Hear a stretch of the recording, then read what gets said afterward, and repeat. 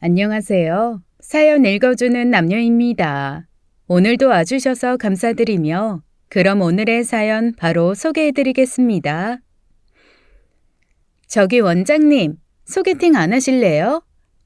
벌써 몇 번째 오는 제안인지 모를 정도로 저한테는 소개팅 제안이 많이 들어옵니다. 20대 때부터였어요. 제가 딱 봤을 때 첫인상은 매력적인 부분들이 좀 있기는 하거든요. 제 자랑 같기도 하지만 연예인 안 하냐는 얘기도 많이 들었고 모델 제안도 들어온 적이 있습니다. 경험 삼아 한두 번 모델도 해보고 창피하지만 런웨이도 한번 걸어봤어요. 하지만 그걸 직업으로 삼을 생각은 없었어요. 제 천직은 발레거든요.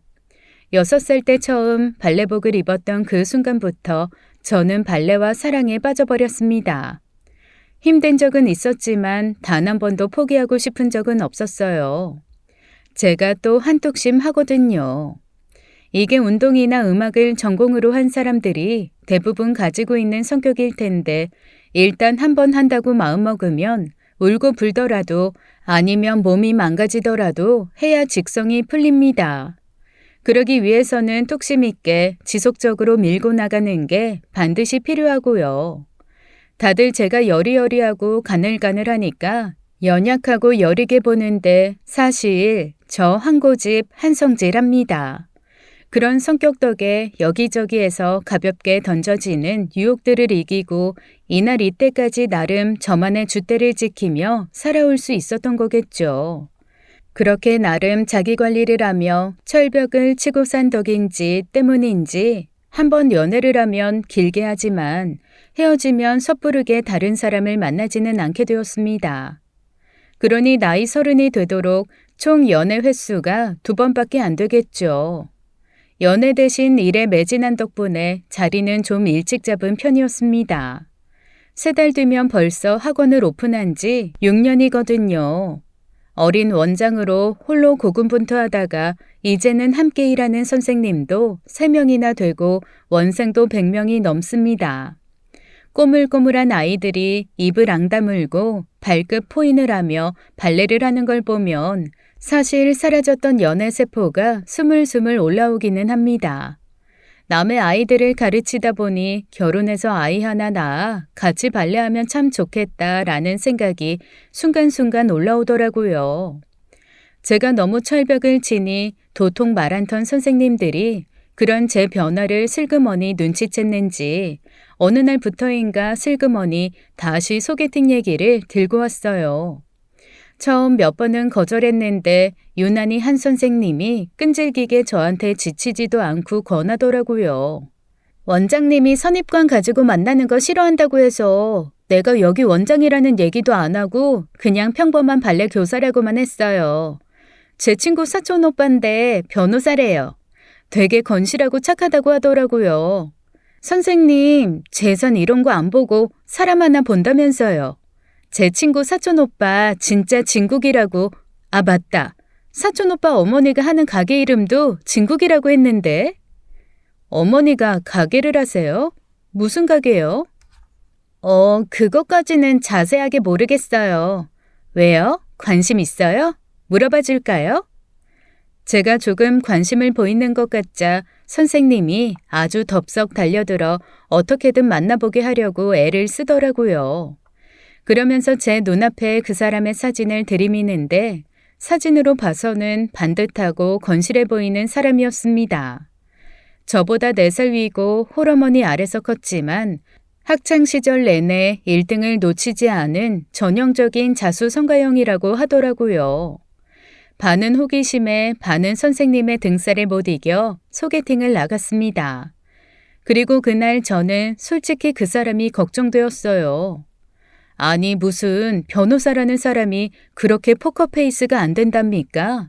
멀리서 저를 발견하고 걸어오는데 세상에 사람 표정에 그렇게 설레임, 두근거림, 기쁨 그런 감정이 복합적으로 나타날 수 있다는 것을 저는 처음 알았잖아요. 사람이 솔직한 건지 단순한 건지 마주 앉아서도 호감을 숨기지 않더라고요. 아주 저돌적으로 직진하는 타입인 듯 했습니다. 말씀 많이 들었습니다. 강지훈이에요. 네, 저도 말씀 많이 들었어요. 한서연입니다. 와, 저희 완전 스트롱한 사이가 되겠는데요? 네? 스트롱? 강한 사이요? 그게 무슨... 강, 지훈, 한, 서연, 강한. 아, 저희 성만 따서 그러네요. 강한 사이. 그러네요. 그 사람은 자기 감정을 조금도 숨기지 않는 종류의 사람이더라고요.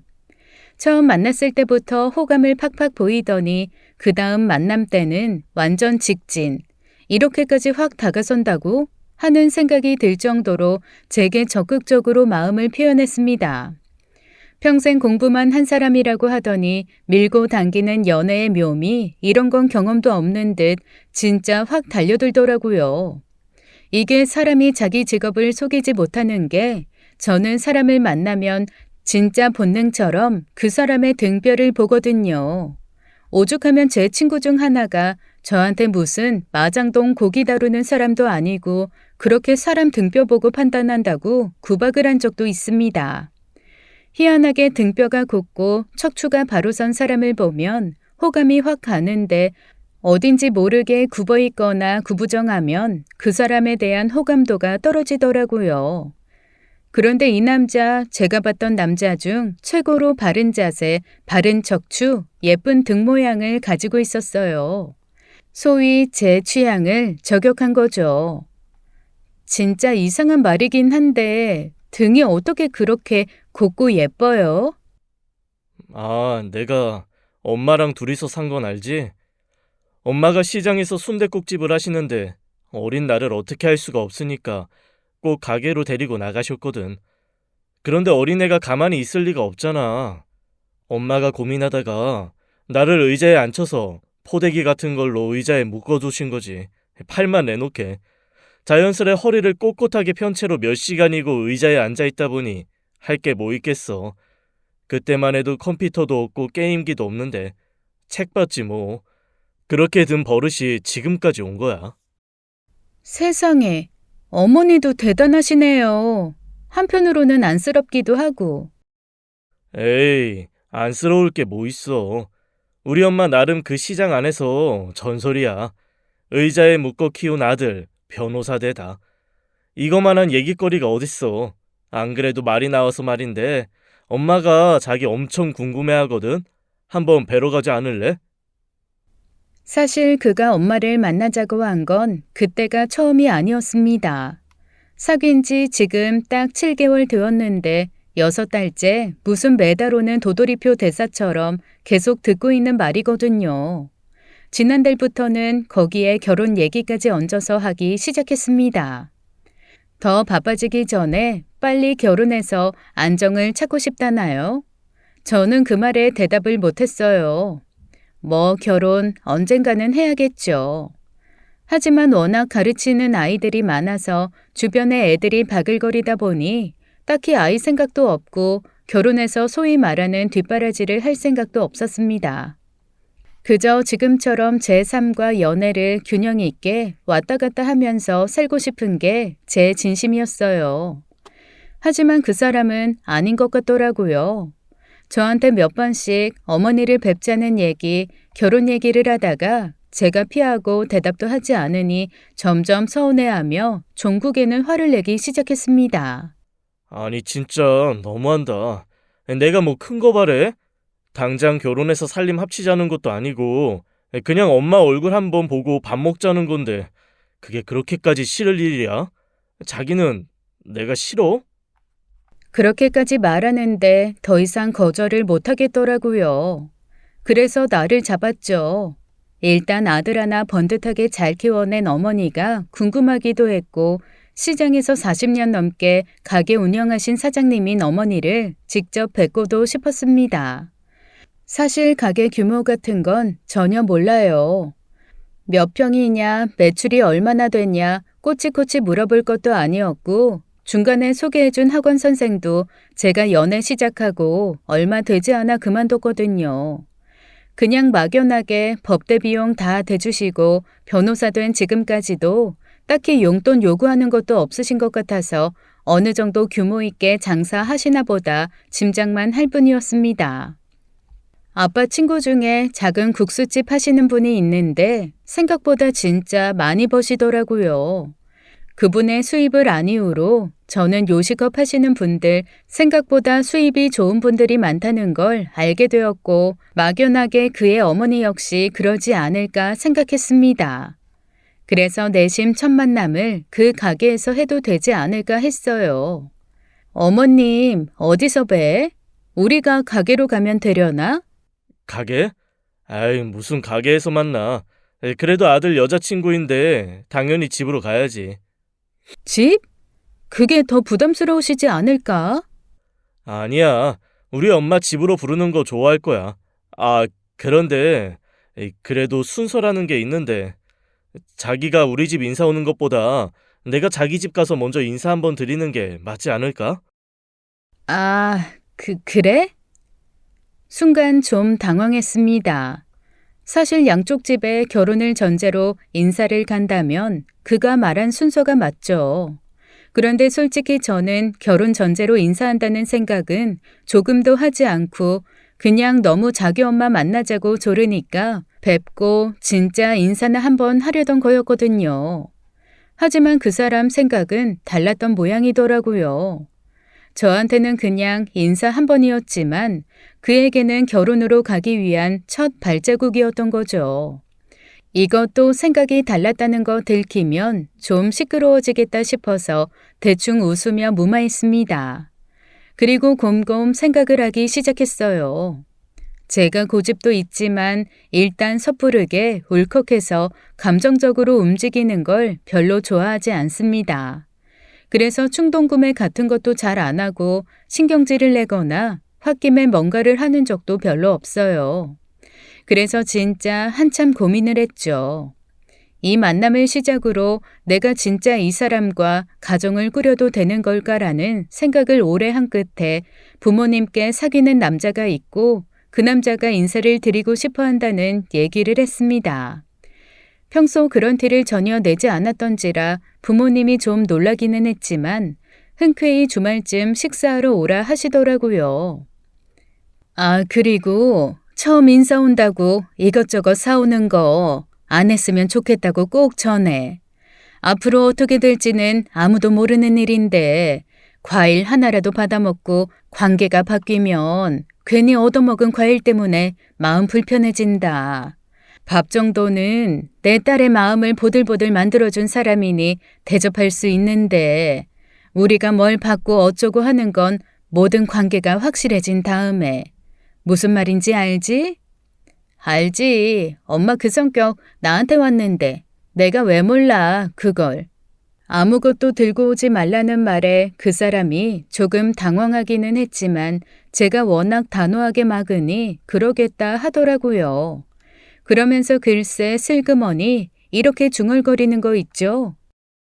우리 엄마는 빈손으로 가면 싫어할 텐데. 걱정 마. 우리 집이 그냥 그걸 싫어할 뿐이지 다른 집 갈 때는 나도 잘 챙겨가니까. 진짜로 빈손으로 가도 되는 거냐고 몇 번씩 확인한 그는 두 손은 비고 마음은 무겁고 몸은 긴장한 채 조심스레 저희 집을 방문했습니다. 첫 만남이라 저도 그도 부모님도 다 긴장을 하긴 했지만 뭐랄까 잘 배운 사람이라 그런지 그래도 어디 내놓았을 때 불안하거나 부끄러운 건 없더라고요. 자세 반듯하고 묻는 말에 정성껏 대답하고 부모님 말씀에 진심으로 경청하는 태도를 보였거든요. 아, 그리고 입에 넣는 음식마다 맛있다고 진짜 너무 좋다고 립 서비스도 아주 훌륭하게 했습니다. 하긴 저희 엄마가 요리교실 30년 다닌 분이세요. 저는 그 오랜 세월 배울 요리가 있기나 한가 싶은데 엄마는 매번 하는 요리도 선생님에 따라 요령과 레시피가 다르다며 온갖 요리 교실을 다 섭렵하고 다니시더라고요. 그래서 어지간한 레스토랑보다 요리가 맛있기는 합니다. 게다가 음식 솜씨 자랑하고 싶은 대상 사위가 될지도 모르는 사람이 나타났으니 얼마나 상차림에 힘을 주셨겠어요. 김치도 보쌈김치, 배추김치, 석박지, 깍두기, 총각김치, 갓김치, 나박김치, 파김치 8종류가 올라갔습니다. 말 다 했죠 뭐. 군대 한 대대가 와도 먹을 만큼 상다리가 부러지게 차린 식탁에 앉은 그가 대체 어디부터 젓가락을 대야 할지 모른 채 눈빛만 흔들리고 있을 정도였어요. 메인 요리를 다 먹고 엄마가 직접 구운 구움 과자와 케이크, 직접 로스팅해서 내린 커피까지 정말 턱끝에 차오르도록 음식을 먹고 나오면서 그는 진심을 가득 담아 이렇게 인사했습니다. 배도 배지만 마음이 너무 부릅니다, 어머님. 이럴 줄 알았으면 아무리 뭐 사오지 말라고 하셨어도 제가 어머님 머리핀이라도 하나 사왔어야 사람이라는 생각이 드네요. 조만간 제가 서연이 통해서 진짜 소박하고 작은 선물 하나 보낼 테니까 그거는 거절하지 말고 꼭 받아주세요. 아니면 저 오늘 먹은 거 하나도 소화 못할 것 같아서 그래요. 그 말을 어찌나 반듯하고 예쁘게 하던지 엄마도 그만 마음이 호로록 풀려서 활짝 웃으며 그러자고 하셨습니다. 일단 음식하는 사람들은 자기가 해준 음식 맛있게 먹으면 그저 예쁘잖아요. 엄마도 그랬던 거죠. 그렇게 저희 집에 인사를 하고 그 다음 주 제가 지훈 씨 집에 인사를 가는 날이었습니다. 고민하다가 친구들 조언을 듣고 꽃바구니 작은 거, 과일 바구니 중간 크기, 그리고 특별히 정육점에 부탁해서 좋은 것으로 골라 담은 한우 세트 하나를 들고 갔어요. 주렁주렁 바리바리 손에 들고 집 앞에 마중 나온 그와 함께 집으로 들어갔죠. 20평 내외의 아담한 빌라였습니다. 대문을 열고 안으로 들어갔는데 어라, 입구부터 느낌이 좀 쎄하니 이상했어요. 보통 손님을 맞이하는 집에서 나는 소위 요리 냄새가 전혀 안 나는 거예요. 그리고 분명 문소리가 나면서 저희 왔다고 하는 남자친구 목소리를 들었을 텐데 방 안에서 뭔가 부시럭거리는 소리만 날 뿐 뭐라 대답이 없더라고요. 두 손 가득 뭔가를 들고 어정쩡하게 서 있는데 그제야 방문이 열리며 부스스한 모습의 어머니가 나오셨습니다. 그래 왔니? 엄마, 잤어? 잠시 눈 좀 붙였지. 어제 일주일치 고기가 들어와서 밤새 삶고 손질해서 정리했더니 아이고 고되다. 안녕하세요. 처음 뵙겠습니다. 저 한서... 그래 어서 와라. 들어와. 어머니는 제가 이름을 말하기도 전에 말을 딱 끊고 들어오라 하시고는 바로 등을 돌리시더라고요. 그때까지만 해도 뭔가 준비해 놓으시고 깜빡 잠이 들어 마음이 급하신가 보다 했습니다. 그런데 냉장고를 열고 식탁에 뭔가 턱턱 꺼내 놓으시는데 어라, 이거는 뭔가 좀 이상하다 싶었습니다. 힐끈 남자친구를 봤더니 그 사람도 표정이 애매해지더라고요. 엄마 지금 뭐해? 우리 밥 안 먹어? 지금 밥 먹으려고 차리잖아. 엄마, 오늘 내 여자친구 인사 온다고 했는데 이게 다야? 허이구 이놈아. 아무리 착해 빠지고 순해 빠졌어도 그렇지.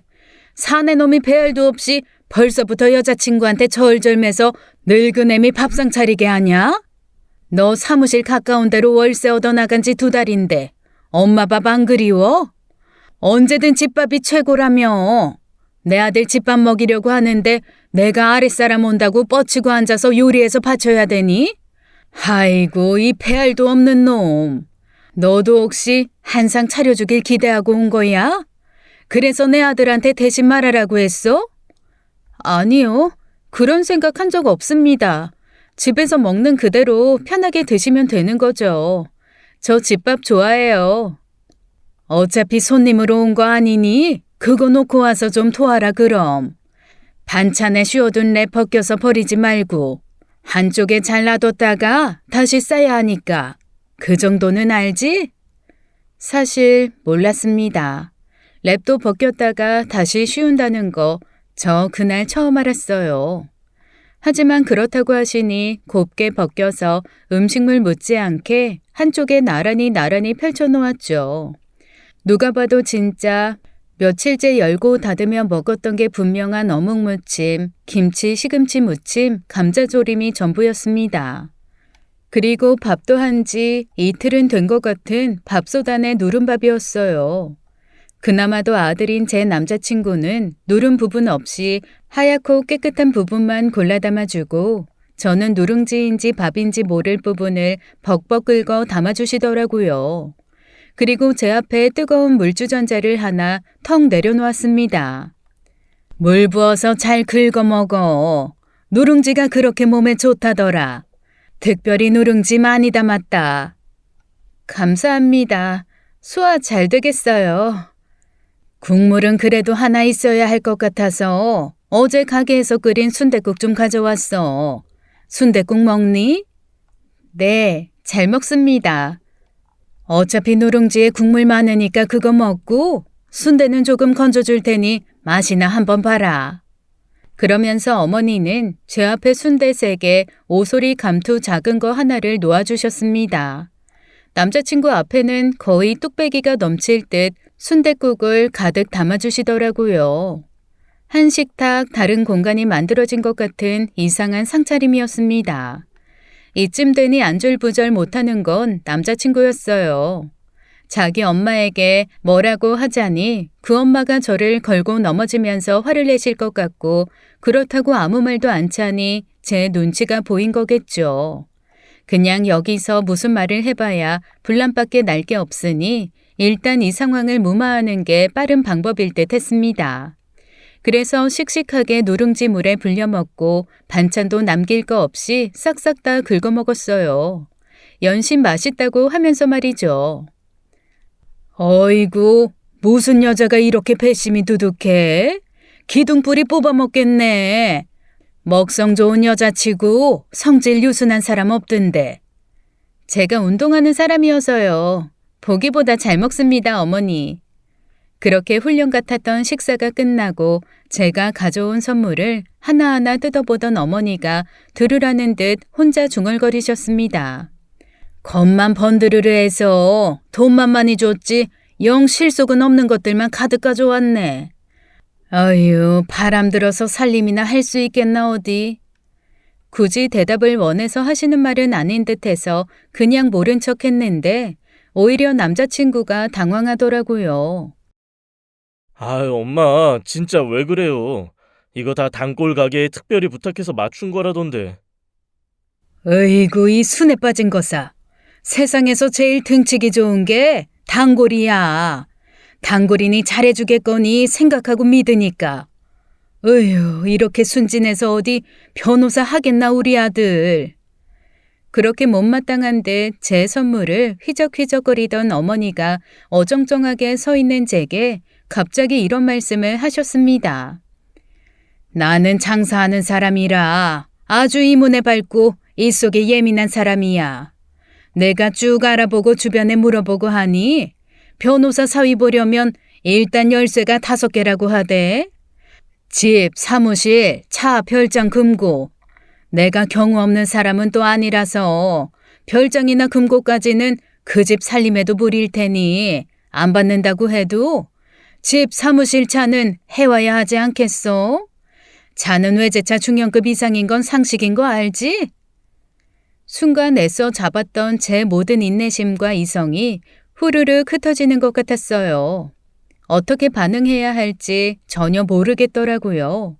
제가 잠자코 있으니 옆에서 남자친구가 안절부절 못하다가 자기 엄마를 말렸습니다. 하지만 어머니는 요지부동 오히려 남자친구를 나무라시더라고요. 이 착한 거사. 네가 빠릿빠릿하게 못 챙길 것 같아서 이 애미가 총대매주는 건데 여기서도 그러고 있어? 아무리 세상이 바뀌고 세월이 변했어도 변호사는 변호사야. 내가 정말 기업체 운영하는 집 딸내미나 적어도 재산 1,000억의 건물주 아니면 너 갖다 붙일 마음 하나 없었다. 그래도 내 아들이 좋다니까 이렇게 밥이라도 먹인 거야. 허이고 이 엄마 마음을 네가 대체 언제쯤 알아줄 거야. 으유. 제가 발레를 하면서 하나 좋은 걸 배운 건 바로 복식 호흡입니다. 사람이 너무 어이가 없으면 기가 막힌다고 하잖아요. 그걸 뚫어주는 게 바로 복식 호흡이거든요. 천천히 너는 멍멍이 소리를 떠들어라. 나는 나의 호흡으로 안정을 찾겠다 하는 마음으로 숨을 들이쉬고 내쉬면서 차분히 저를 가라앉혔습니다. 혼자 막 흥분해서 떠들던 그의 어머니가 제풀에 지쳐 씩씩거리며 저를 빤히 보시더라고요. 죄송하지만 저는 결혼을 해도 그렇게 조공 바치듯 바리바리 뭔가 할 생각은 없습니다. 저희 부모님께 요구할 이유도 없고 저도 그렇게까지 하면서까지 결혼할 필요가 없고요. 같이 살 집과 살림이니 집과 살림은 반반 하도록 하겠습니다. 예물 예단도 서로 안 하면 가장 좋겠지만 그건 또 어른들의 사정이 있으실 테니 받을 만큼 받고 드릴 만큼 드릴게요. 어머님이 말씀하신 차, 사무실, 집 모두 저는 할 생각이 없습니다. 뭐? 아주 생글생글 웃으면서 알알이 고개 넘어가듯 어른 말을 그렇게 받아치는 걸 보니 못 배운 여자구나, 너. 그래, 내가 운동한다고 했을 때부터 알아봤다. 공부머리 영 안 되니 몸 쓰는 걸로 진즉에 진로 들어 변호사 내 아들 꿰어냈나 본데 그렇게 미치는 결혼 나 못 시켜. 당장 내 눈앞에서 사라지고 다시는 우리 아들 만나지 마라. 만나고 만나지 않고는 저와 지훈 씨가 논의해서 결정할 일이지만 우선 많이 놓여오신 모양이니 오늘은 가보겠습니다. 식사 감사했습니다. 안녕히 계세요. 사실 처음 말을 시작하면서 그렇게 해갈 생각이 없다는 말을 할 때는 좀 화도 나고 어이도 없었지만 마지막 얘기를 하며 인사를 할 때는 그런 것조차 없었습니다. 뭐랄까 마음에 일말의 미련도 아쉬움도 없는 홀가분한 상태가 되었다고나 할까요? 막말로 제가 미쳐 죽게 아쉽고 이 사람 없으면 단 한순간도 숨을 쉴 수가 없고 그런 경우라면 한 번쯤 어머님 마음 돌려보려고 노력은 해봤을 것 같습니다. 그런데 결혼에 그닥 큰 미련이 있는 것도 아니고 이 사람 없으면 죽을 것 같은 것도 아닌데다 고작 1년도 안 만났기에 정이 아주 크게 든 것도 아니었어요. 물론 이렇게 끝나는 거 어디 말하기도 창피하고 부모님께 죄송하고 자존심도 상하고 마음 불편하겠죠. 하지만 제가 들은 명언 중에 가장 기억에 남는 게 하나 있는데 바로 선배 언니가 해준 명언입니다. 이혼녀보다는 파혼녀가 낫고 파혼녀보다는 올드미스가 낫다는 말이요. 셋 중 하나가 제 미래라면 저는 주저앉고 올드미스를 택할 거라는 거죠. 그렇게 마지막 이성과 자존심을 끌어모아 정중하게 인사를 하고 밖으로 나오자 남자친구가 똥 마려운 강아지처럼 쫓아 나오더라고요. 그 뒷공무니로 어딜 쫓아나가냐고 이 벨 빠진 놈 어쩌고 하는 어머니의 성난 목소리가 흘러나왔지만 꽝 닫힌 문이 다행히 그 소리는 막아줬어요. 아니 너무너무 미안해. 우리 엄마 미쳤나 봐. 아니 원래 저러신 분이 아닌데 진짜 미안해. 내 생각엔 시장 아줌마들한테 뭔가 얘기를 들으신 것 같아. 왜 알잖아. 아줌마들끼리 모이면 괜히 이게 맞다, 저게 맞다 얘기해가지고 사람 흔들리게 만드는 거. 다들 변호사 아들 장가 보내면 이 정도는 해야 한다. 뭐 그런 얘기를 하셨겠지. 어쨌거나 나는 어머님 말씀대로 할 생각 없고 지금 이 상태로라면 당신도 나도 결혼할 수 없을 것 같아. 어차피 당신은 결혼이 필요한 사람이고 나는 굳이 결혼에 대한 미련이 없는 사람이니 우리 그냥 이쯤에서 서로 정리하는 게 맞을 수도 있겠다라는 생각이 들어. 생각 정리되면 말해줘. 일단 내 의견은 그러니까. 그렇게 돌아 나오는데 끝까지 남자친구가 쫓아오며 저를 어떻게든 붙잡으려고 하더라고요. 하지만 저는 진짜로 일말의 미련도 없었습니다. 그렇게 며칠이 지났어요. 한창 수업을 하고 있는데 밖에서 뭔가 시끌시끌한 소리가 나더니 선생님이 들어와 저를 보며 머뭇거리는 겁니다. 제가 무슨 일이냐고 나가서 물어보는데 순간 제 눈에 대체 저 사람이 왜 할 법한 사람이 서 있었어요. 바로 남자친구의 어머니였어요. 제가 당황한 얼굴로 남자친구의 어머니를 빤히 바라보고 있자 그분이 슬렁슬렁 기웃기웃 제 학원 안을 둘러보다가 저한테 잠깐 얘기하게 밖으로 나오라고 하더라고요. 그래서 제가 또 깊이 심호흡을 3번쯤 한 후 이렇게 말씀드렸습니다. 죄송하지만 지금 수업 중이어서요. 수업 중에 자리를 비울 수가 없습니다. 미리 연락을 하고 약속을 잡고 오셨으면 좋았을 텐데요. 잠시 대기실에서 기다리고 계시면 수업 끝난 다음에 말씀 나누겠습니다. 한 30분 정도 기다리셔야 할 거예요. 그렇게 말하고 뒤돌아서 들어가는데 제 귀로 아주 정확한 발음으로 이런 소리가 꽂혔습니다. 하여간 좀 모가지 뻣뻣한 건 어떻게 해야 고쳐지지? 아이고 이 벨 빠진 놈이 엄마한테 별짓을 다 시키네. 순간 모르긴 해도 느낌이 왔습니다. 분명 남자친구가 제가 아무리 연락을 해도 안 받아주고 무슨 연락을 해도 어떤 말을 해도 들은 척도 안 하니까 자기 엄마한테 뭐라고 꿍시렁꿍시렁 한 모양이죠. 아들 죽일 수는 없으니 어머니가 자존심 꾹꾹 눌러 참고 저를 찾아오신 모양이었습니다. 제가 워낙 수업을 강하게 하기 때문에 수강생들이 힘들어해서 보통 한 10분 정도는 먼저 끝내고 가벼운 스트레칭으로 마무리를 하게 해주거든요. 하지만 그날은 정말 시간 꽉꽉 채워서 수업을 아주 타이트하게 했습니다. 오죽하면 수강생들이 선생님 오늘 저희 죽이려고 하는 거냐고 우는 소리를 할 정도로 아주 알찬 수업을 진행했죠. 그렇게 수업을 천천히 하고 느릿느릿 어머님이 기다리고 있는 상담실로 갔습니다. 제가 들어서자마자 세상에 무슨 거지한테 적선 선언하듯 이렇게 말씀하시더라고요. 그래, 결혼해라. 네? 그게 무슨 말씀이세요?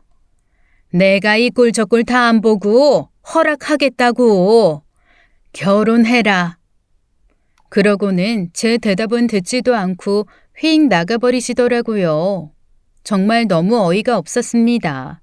이거는 이대로 뒀다간 계속 저희 학원에 찾아와서 저도 불편하게 만들고 선생님들도 불편하게 만들고 나아가서는 수강생들까지 다 불편하게 만들 것 같아서 바로 그 자리에서 남자친구에게 전화를 했습니다. 제 전화 기다리고 있다는 듯 화들짝 놀라며 정말 반색하며 받더라고요. 길게 얘기 안 할게. 어머님 한 번만 더 내 학원 찾아오시면 그때는 그냥 나 경찰 부를 거야. 뭐라고? 아이, 그런 말이 어딨어. 너 애가 갑자기 왜 이렇게 독해졌냐? 너 그런 애 아니었잖아. 그냥 엄마가 한번 굽혔을 때 받아들이고 다음에는 천천히 해결하면 될걸. 꼭 그렇게 네가 하고 싶은 대로 다 해야 돼? 그게 무슨 소리야? 그런 식으로 봉합되는 게 맞다고 생각해? 어쨌거나 이런 식으로 불쑥불쑥 학원 찾아와서 본인 할 말만 틱 던지고 가시는 거 나 너무 불편해. 우리 선생님들도 당황스럽고. 한 번만 더 찾아오시면 그때는 내가 응대 안 하고 정말로 경찰 부를 거니까 알아서 해. 그렇게 저도 어머님이 저한테 했던 것처럼 제 할 말만 하고 전화를 끊어버렸습니다. 하지만 이 집 모자 정말 고집은 유전인 모양이더라고요. 끝없이 어머님을 차단해도 시장 사람들 번호를 하나씩 다 빌려서 문자를 보내시는 거 있죠. 언제까지 튕길 거냐, 이쯤 튕겼으면 할 만큼 했다.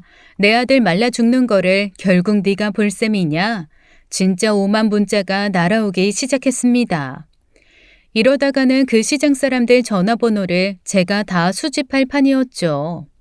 게다가 남자친구는 아니 무슨 변호사가 그렇게 한가한지 일은 안 하고 허구한 날 저희 학원 앞에 왔다 갔다 하면서 학원생들이 지나갈 때마다 고개를 번쩍번쩍 들고 학원을 봐서 정말 창피하게도 소문이 다 나고 말았어요. 오죽하면 저희 학원 원생들이 저한테 이렇게 얘기할 정도였죠. 선생님, 스토커 아저씨 밖에 또 있어요. 우리 엄마가 그 스토커 아저씨 완전 등신불이래요. 등신불. 네가 등신불을 알아? 등신이라서 등신불 아니에요? 아니야. 그거 자기 몸을 활활 태워서 공양했던 스님에 대한 소설이야. 아, 그래요? 나는 너무 등신 같아서 등신불인 줄 알았죠. 에이, 되게 잘 어울리는 별명이라고 생각했는데. 네, 아이들이 그렇게 얘기할 정도로 그 사람은 학원의 바보 멍청이로 소문이 나고 말았습니다. 그러거나 말거나 저는 그 사람과 결혼할 생각이 없었고, 날이 가면 갈수록 점점 더 그 생각은 단호해져 갔어요. 그런데 놀랍게도 그 둘의 집착은 저한테서만 끝난 게 아니었습니다. 저희 엄마가 30년간 그렇게 열심히 요리학원을 다니시면서 온갖 요리를 섭렵할 수 있었던 데에는 저희 엄마 직업도 한몫했습니다. 저희 엄마가 미술 전공을 하셨고 화실을 하나 운영하고 계시거든요. 그 감각으로 할 수 있는 다른 일이 바로 요리, 플레이팅이었던 거죠. 그런데 요리에 점점 더 관심이 깊어지면서 전문적으로 입시 미술을 하던 화실을 접고 미취학 아동들과 초등학생들을 중심으로 한 미술놀이 교실을 운영하고 계십니다. 제 학원에서 그다지 멀리 떨어지지 않은 곳이라 가끔 저랑 엄마가 같이 밥을 먹기도 하고 엄마와 제 학생이 서로 겹치는 경우가 많아 아이에 대한 정보를 주고받기도 하는 관계예요. 그런데 엄마가 며칠 전부터 계속 저한테 만나서 할 얘기가 있다고 보채시더라고요. 사실 남자친구랑 별로 안 좋은 상태고 이미 저는 마음속으로는 헤어진 상태라는 걸 엄마에게 말하기가 영 어려워 피하고 있었습니다. 그래도 엄마는 집에 왔을 때 상다리가 부러지게 밥도 차려 먹였는데 저는 누른밥에 묵은 반찬 먹고 왔다는 얘기를 하면 엄마가 속상할 게 뻔했으니까요. 그 생각을 하면 차마 입이 떨어지지가 않았습니다. 그런데 엄마가 너무 얼굴 좀 보자고 할 얘기 있다고 채근을 해대니 할 수 없이 만났는데 세상에 그 자리에서 저 진짜 기절할 뻔한 얘기를 들었습니다. 엄마가 머뭇머뭇하다가 이렇게 물어보시더라고요. 너, 그 남자친구 엄마가 혹시 이렇게 생긴 사람 맞아? 그러면서 엄마가 묘사한 얼굴은 제 남자친구의 어머니 얼굴이었습니다. 엄마가 그 사람을 어떻게 알아? 그러자 엄마가 한숨을 푹 쉬면서 자초지종을 풀어 놓으시더라고요. 예, 나 너무 놀랐잖아. 갑자기 학원에 와서 날 찾으면서 네 엄마냐고 묻더라고. 그래서 내가 맞다고 했지. 그랬더니 대뜸 네가 아직 세상 물정 모르고 배운 게 없어서 변호사랑 결혼하려면 뭘 해야 하는지 말이 안 통해서 왔다는 거야. 그래서 내가 이건 또 무슨 날벼락 같은 소린가 싶어서 일단 얘기는 해보시라고 했거든. 세상에 그랬더니 허이고 외제차의 아파트의 사무실에 그런 걸 챙겨서 널 시집 보내라는 거야. 그러면서 너한테 얘기했는데 아주 버르장머리 없이 딱 잘라서 얘기하고 사라졌다며 네가 네 복을 발로 차는 것 같아서 자기가 어른으로서 안타까웠다나? 그래서 날 찾아와 얘기하는 거라며 세상에 딸 교육 잘 시키라고 나한테 그러고 가더라. 아니 내 평생 딸 교육 잘 시키라는 말은 처음 들어봤어. 내 참 어이가 없어서 너 그놈이랑 진짜 결혼할 거야? 네가 꼭 하겠다면 엄마랑 아빠는 널 믿으니까 결국에 허락하겠지만 네가 만약에 망설이고 있다면 엄마 이 결혼 말리고 싶어. 와, 정말 다른 사람이 저지른 일로 제 얼굴이 빨개지는 경우가 많지는 않은데 진짜 얼굴이 빨개지더라고요. 너무너무 창피하고 부끄러웠습니다. 이거는 정신을 못 차리겠더라고요. 그래서 제가 한숨을 푹 쉬며 엄마에게 이렇게 얘기했어요. 엄마, 나 그 결혼 안 해. 내가 미쳤어? 그 결혼을 하게. 나 결혼 엎으려고 이미 다 얘기했고 포기 못하고 계속 와서 결혼 얘기하는 건 그냥 그 집 사람들 얘기야. 나 지훈 씨한테도 결혼 안 한다고 얘기했어. 자기 말이 안 통하니까 자기 엄마 우리 학원으로 보내고 나한테도 말이 안 통하니까 엄마한테 가서 그런 말을 한 모양이네. 만약에 다음에도 찾아가면 엄마 학원에 소금 있지? 그거 그냥 확 뿌려버려. 아휴, 그래. 내 딸이 버르장머리 없이 했다는 말도 안 믿었지만 내 딸이 그런 놈이랑 결혼할 거라고도 사실 안 믿었다. 알았어. 네가 그렇게 얘기하니 나 더 이상 말 안 하마. 그런데 그 놈은 진짜 확실하게 정리해야 되는 거 아니니? 내가 오늘 완전히 정리할 거야. 그렇게 저는 마음 단단히 먹고 엄마와 헤어지는 길에 그놈한테 전화를 했습니다. 근처에서 어슬렁거리고 있었는지 제가 만나자는 얘기를 하자마자 득달같이 달려왔더라고요. 그래. 이렇게 얼굴 보고 얘기해야지. 우리 사이에 그냥 전화나 문자는 아니잖아. 얼굴 보고 확실하게 얘기해야 될 것 같아서 만나자고 했어. 당신 어머니, 우리 어머니한테 가서 똑같은 얘기하고 자식 교육 잘 시키라고 하셨더라? 나 정식으로 당신한테 이별 통보하려고 만나자고 한 거야. 법 잘 알지? 내가 이렇게까지 얘기했는데도 당신이 계속 나한테 들러붙고 당신 어머니 우리 학원, 엄마 학원 찾아가서 말하는 거 나 그거 스토킹으로 고발할 거야. 당신 법 다루는 사람이잖아. 법 다루는 사람이 그런 구설수 오르면 안 된다는 거 누구보다 잘 알고 있지? 앞으론 다시는 나타나지 말아줘. 되게 진지한 처음이자 마지막 경고야. 무시하지 마. 그러자 정말로 놀라운 반전이 일어났습니다. 저한테 눈앞에서 비굴하게 굴던 그 남자가 갑자기 얼굴색을 싹 바꾸고 싸늘한 표정이 되더니 피식 비웃는 듯한 제스처를 취하더라고요. 순간 뭐지? 얘가 충격 때문에 미쳤나? 하는 생각이 들었습니다. 그리고 그의 입에서 정말 상상도 못한 얘기가 튀어나왔어요. 야, 너 아버지 회사 망할 것 같아서 그래서 아파트며 뭐며 다 하는 건 힘들 것 같으니까 나랑 결혼 못 하겠다는 거냐? 순간 다리가 풀려 그 자리에 주저앉을 뻔했습니다.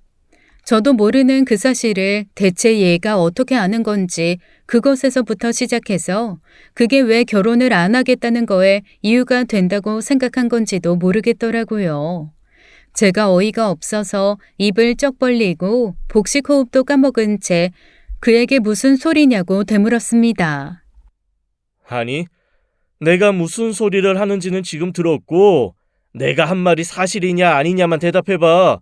너희 아버지 하시던 도시락 공장 그거 지금 부도 직전인 거 맞지? 너 그래가지고 돈 없어서 내가 해오라는 거 우리 엄마가 원하는 거 아무것도 못하고 미치는 결혼할 것 같으니까 그래서 버티는 거지? 그가 듣고 싶은 대답이 그거라면 해줘야 맞겠다는 생각이 들었습니다. 그래서 순순히 대답했죠. 맞아. 우리 아빠 회사 어려워.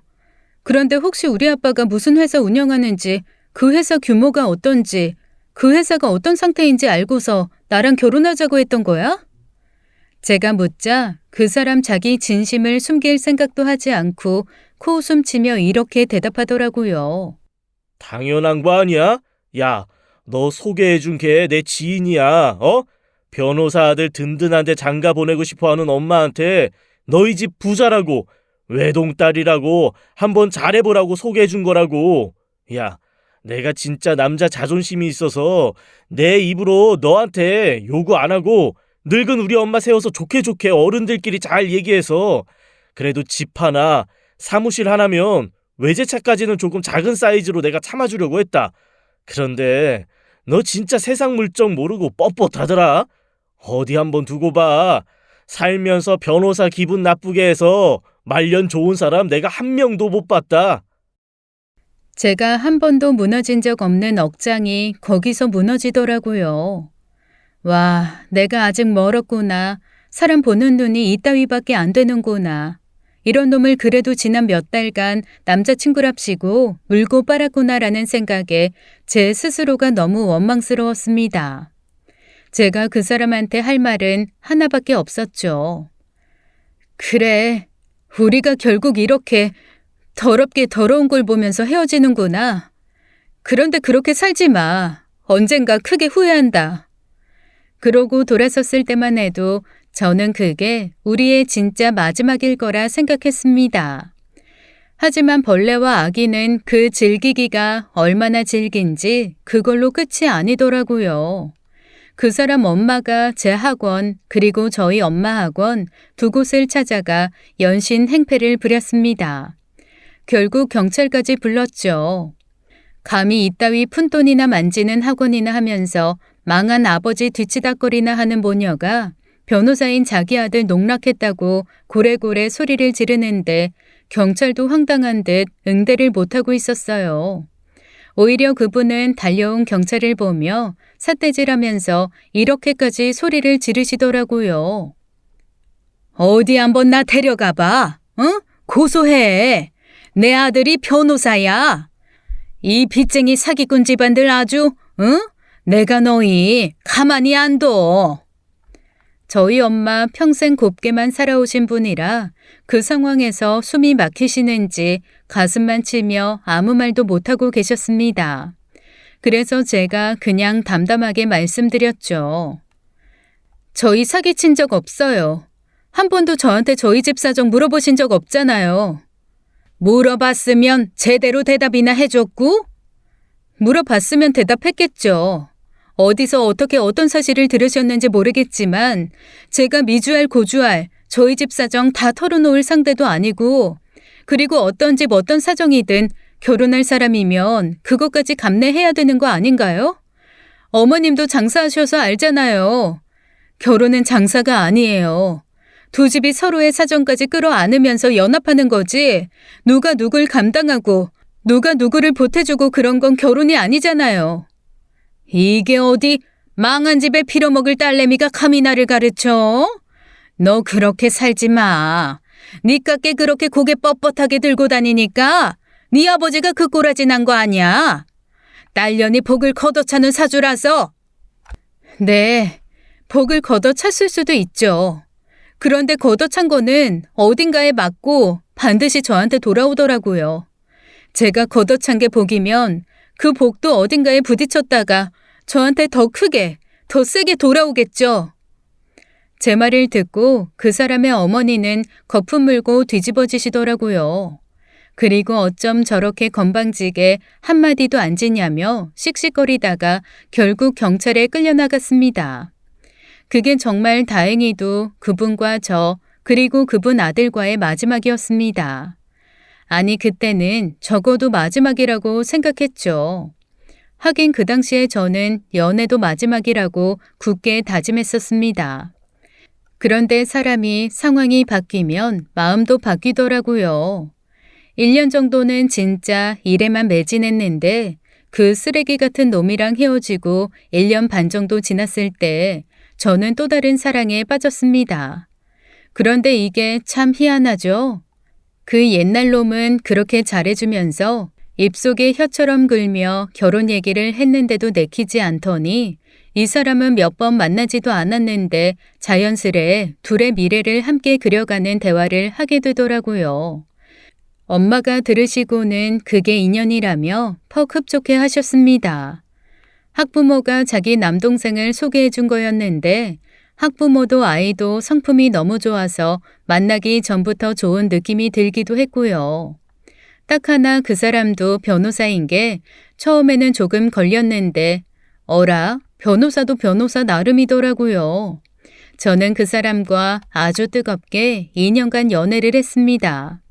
사실 결혼 얘기는 사귄 지 3개월쯤 되었을 때부터 나왔는데 그도 로펌에 들어가 너무 바쁠 시기였고 저도 학원 확장 때문에 진짜 정신이 없어서 연애하다 미뤄진 거였어요.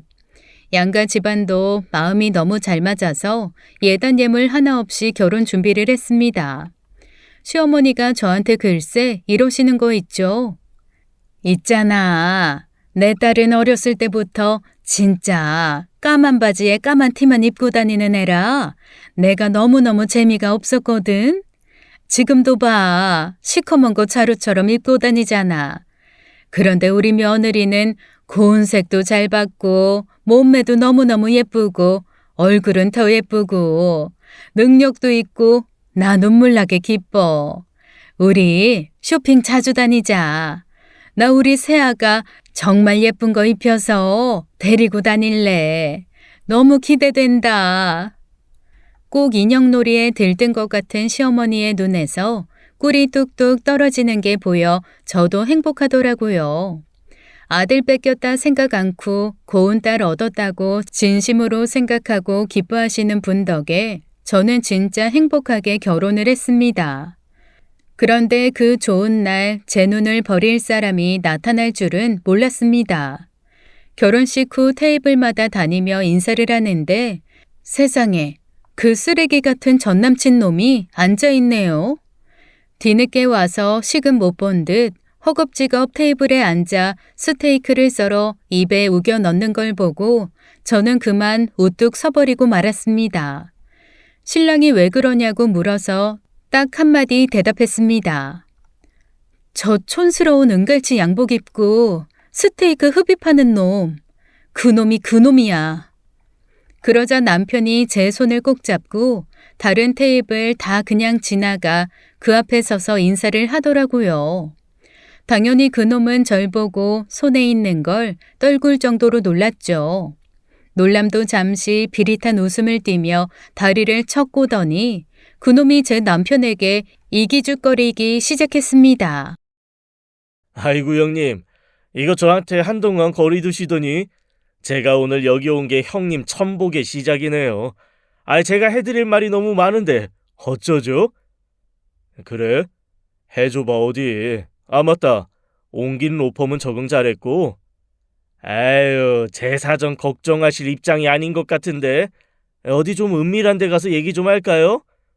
여기서야 그냥 알잖아. 변호사들 은밀히 얘기하는 거 직업병이라 지긋지긋해하는 거. 그러면 형수님이 좀 곤란하실 것 같은데 괜찮아요? 괜찮으니까 해봐 어서. 형님, 국내에 최대 로펌 다니시는 분이 잠깐 짬내서 조사도 좀 하고 그러시지. 이렇게 허술하게. 저 집 완전 다 망한 집이에요. 모르셨어요? 완전 치밀하게 속였죠? 하하, 그 얘기였어? 난 또 무슨 얘기라고. 예? 알고 계셨어요? 뭐가 사실인지는 알지. 잠깐만. 우리 대표님 오셨다. 나 잠깐 인사 좀 하고. 그렇게 남편이 자리를 뜨고 저도 따라가려던 그때 그놈이 저를 붙잡더라고요. 너 간 크다. 저 선배네 집에 있는 변호사만 모아도 변호사 군대 만들 수 있을 정도로 뼈대 있는 법조인 집안이야. 그런 집에 시집 가면서 사기를 쳐? 지금이라도 돈으로 내 입 막아. 더 자세히 얘기 안 하고 그냥 내가 방금 헛소리한 걸로 해줄 테니까 내가 그냥 사무실, 차 한 대 정도로 합의 봐줄게. 진짜 꼴값도 청천연색이네. 어휴. 제 좋은 결혼식 기분을 망치고 싶지 않아 무시하고 바로 일어섰습니다. 그런데 그 끈질긴 놈, 그게 끝이 아니더라고요. 다음 날 신혼여행지에 도착해서 전화를 켰는데 세상에 어마어마한 문자들이 와 있더라고요. 저한테 자수를 하라느니 정상참작 조언을 해줄 테니 변호사비를 자기 달라느니 그런 개소리를 정말 정성스럽게 가득 써보냈길래 저도 모르게 신경질을 내며 전화기를 탁 내려놓았습니다. 왜 그래? 이 머저리를 어떡하지? 남편이 전화기를 들어 찬찬히 다 읽어보더니 한숨을 푹 쉬더라고요. 그리고 제게 조언을 하나 해주었습니다. 그냥 사실대로 말하고 떨고네. 그 이상 더 들러붙으면 나한테 말하고. 저는 그 사람에게 전화를 걸었습니다. 그리고 우리가 헤어졌을 당시 있었던 사건의 비밀을 알려줬죠. 사실 저희 아빠 안 망했습니다. 외곽에 있던 작은 공장을 닫고 더 큰 공장을 여러 군데 지어서 운영하기 위해 아주 잠시 공장을 닫았을 시점이었거든요. 눈 매서운 저희 아빠 눈에 자꾸 한 남자가 눈에 띄길래 잡아서 물어봤더니 어이구 그 자식 어머니가 고용한 어설픈 흥신소 직원이었던 겁니다. 돈 아끼느라 베테랑도 아니고 거의 심부름센터 직원에 가까운 사람을 써서 저희 아빠한테 냅다 들킨 거죠.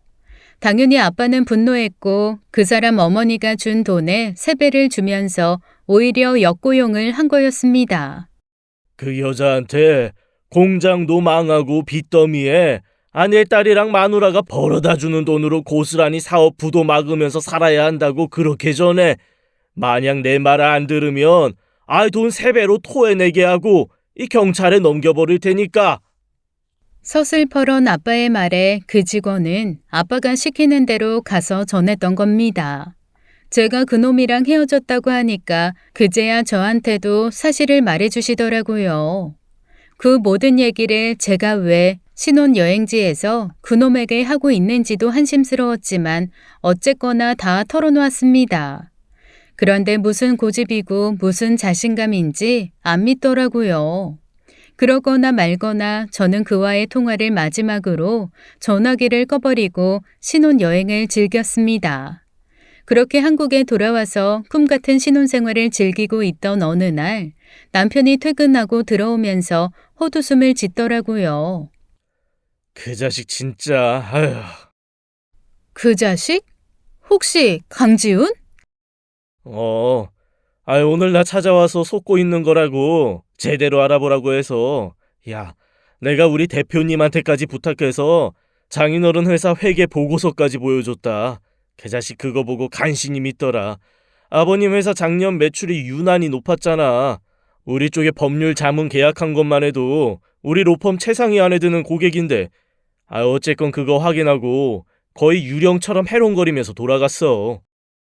에휴, 그 머저리. 내가 그래서 언젠간 피눈물 흘릴 거라고 내가 참복 뻥 하고 다른 데 맞아서 나한테 더 큰 복으로 돌아올 거니까 두고 보라고 했는데 아휴. 다행스럽게도 그날 이후 제 앞에 그 머저리 전남친은 나타나지 않았습니다. 결혼하고 1년 반 뒤였나? 남편이 지나가는 소리로 한번 소식을 전해준 적은 있어요. 간신히 들어간 로펌에서 대형 사고 치고 쫓겨나 작은 사무실을 열었지만 찾는 이가 없어 월세도 못 내고 있다고 하더라고요. 그리고 그의 어머니는 뒤늦게 제 사정과 환경을 알고는 그대로 쓰러져 몸져 누우셨다고 합니다. 요즘에는 간병인 없으면 식사도 못하게 마비가 와서 그 금쪽 같은 아들이 간병인비 대느라 지쳐 그렇게 어머니에게 신경질을 낸다는 얘기도요. 뭐 다 자기네들이 뻥 하고 복을 차서 그런걸요. 후회하라죠. 지금까지 사연 읽어주는 남녀였습니다. 끝까지 시청해주신 여러분 감사드리며 저희는 다음 사연으로 돌아올게요. 감사합니다.